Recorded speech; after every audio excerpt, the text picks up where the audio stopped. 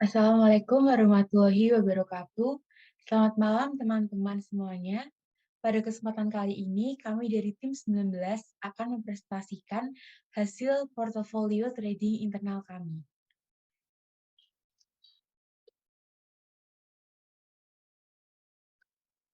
Nah, sebelumnya kami mau perkenalan dulu nih.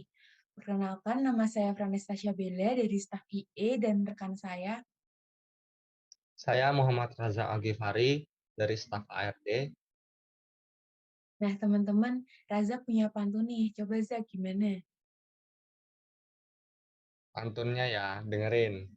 Tabungan banyak, ingin bertambah. Saham dipilih, harapannya besar. Perlu riset, jangan asal pilih. Agar untung, jangan sampai merugi. Wah, cakep-cakep. Nah, teman-teman, materi pertama akan disampaikan oleh saya. Pada presentasi kali ini kita akan membahas mengenai yang pertama ada profil resiko, alasan pemilihan saham, analisis teknikal, strategi investasi, setelah itu ada manajemen resiko, diversifikasi portofolio, realisasi transaksi, manajemen keuangan, dan analisis SWOT.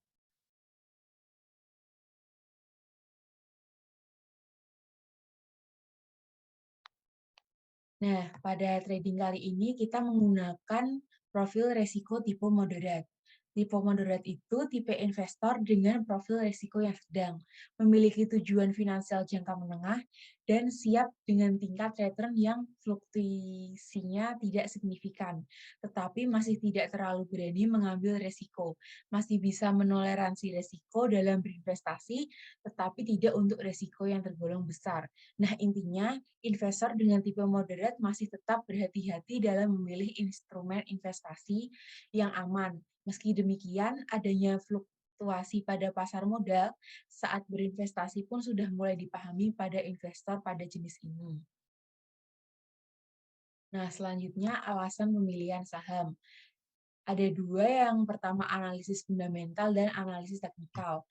Analisis fundamental melakukan analisis fundamental untuk menyaring produk saham yang masuk ke dalam kategori yang layak untuk dipilih.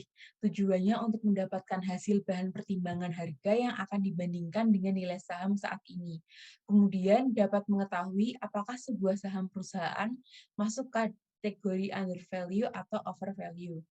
Yang kedua, analisis teknikal. Melakukan analisis berdasarkan data-data harga historis yang terjadi pada pasar saham.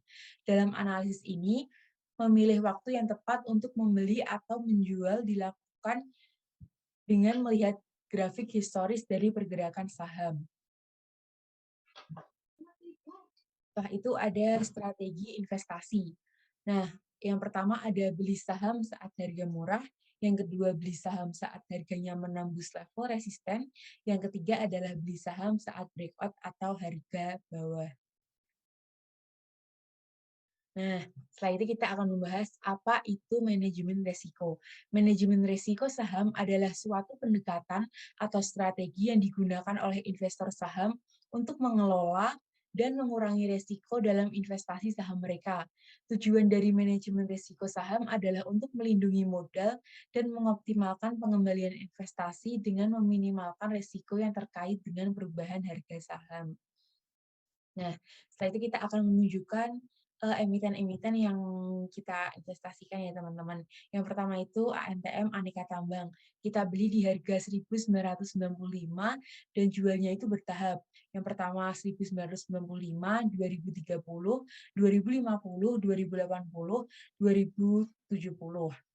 Setelah itu ada PTBA, PT Bukit Asam, kita beli di harga 3.730, kita jualnya bertahap juga di harga 3.780, 3.920, 3.880, dan yang terakhir 3.910. Setelah itu ada TLKM, Telkom Indonesia, kita beli di harga 4.050, setelah itu kita jual di harga 4.080, 4.090, dan yang terakhir di 4.050. Nah, presentasi selanjutnya akan diambil alih oleh rekan saya, Raza. Lalu, saya melanjutkannya dari Vanes. Selanjutnya Unilever. Unilever Indonesia dibeli di harga 4.290, bisa dilihat di sini ada 4.290, lalu dijual di harga 4.320 dan 4.310. Lalu MNCN sendiri dibelinya di harga yang sama dan dijual di harga yang sama dikarenakan perkiraannya akan turun waktu itu. Lalu ada Tower, Sarana Menara Nusantara. Ini hampir sama seperti tadi MNCN, dibeli di harga dan dijual di harga yang sama, yaitu 920.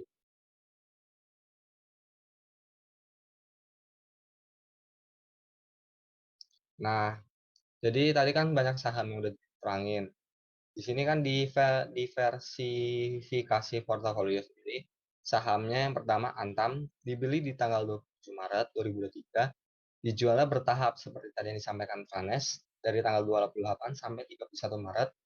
Lalu PTBA juga hampir sama seperti Antam dari tanggal 27 Maret dibelinya dan dijual di tanggal 28 sampai 31 Maret. Lalu Telkom di hari kedua yaitu 28 Maret 2023 dan dijual di tanggal 30 Maret 2023 sampai 31 Maret. Lalu Sido 28 Maret 2023 dan dijual di tanggal 29 Maret dan 31 Maret sampai 31 Maret. Dan juga Unilever itu hampir sama seperti Sido dan Telkom, tanggalannya sama. Lalu MNCN sendiri karena waktu itu diperkirakan turun makanya dijual di tanggal dan dibeli di tanggal yang sama. BMTR BMTR dibeli di tanggal 29 Maret 2023 dan dijual keesokan harinya tanggal 30 Maret. Era dibeli tanggal 30 Maret 2023, dijual tanggal 31 Maret. Nah, Tower sendiri sama seperti Era, 30 Maret dan 31 Maret dijualnya. Nah, sahamnya sendiri berjumlah ini, jumlahnya lots-nya, di jumlah lot-nya.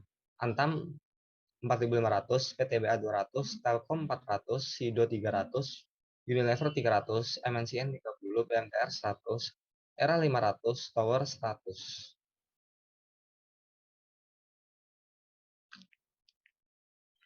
Nah, ada juga realisasi transaksinya. Jadi modal awalnya itu 1 miliar. Nah, transaksinya tuh tadi banyak, seperti Antam kan tadi mengalami keuntungan dan PTBA juga. Jadi keuntungannya dijumlah dari semua saham tadi 1,62%, yaitu 16.240.000, dan rata-rata keuntungan per sahamnya yang untung 0,00324, kalau dirupiahkan 324.000. Dan juga kerugian seperti tadi ada mungkin BMTR atau mungkin MNCN itu 0,14%, kalau dirupiahkan 1,419 juta rupiah. Dan juga rata-rata kerugiannya untuk saham-saham yang harganya menurun dari harga yang dibelinya yaitu 0,0028% dengan harga rupiah 284.000.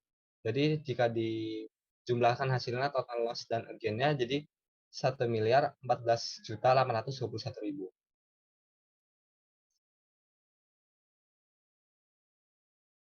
Nah, jadi kita juga harus memperhatikan dari SWOT-nya sendiri.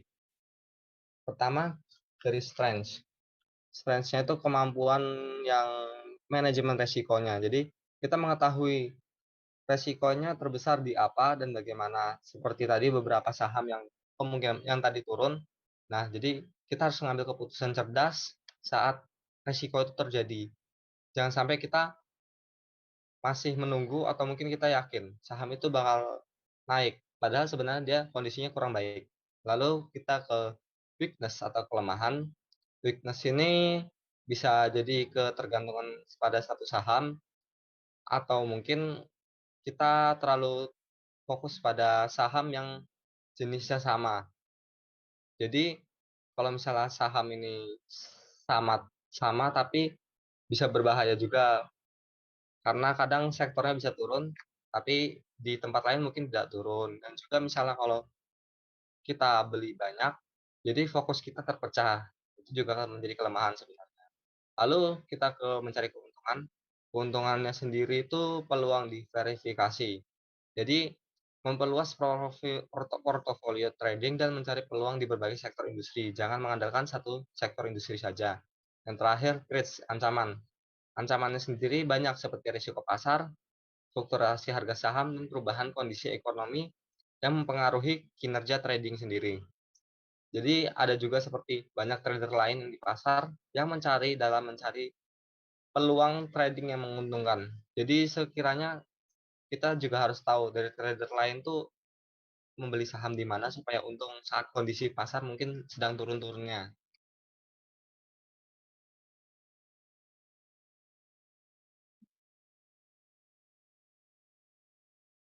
Sekian dari kelompok 19, kurang lebihnya mohon maaf. Wassalamualaikum warahmatullahi wabarakatuh. Dadah. Terima kasih guys. Bye-bye.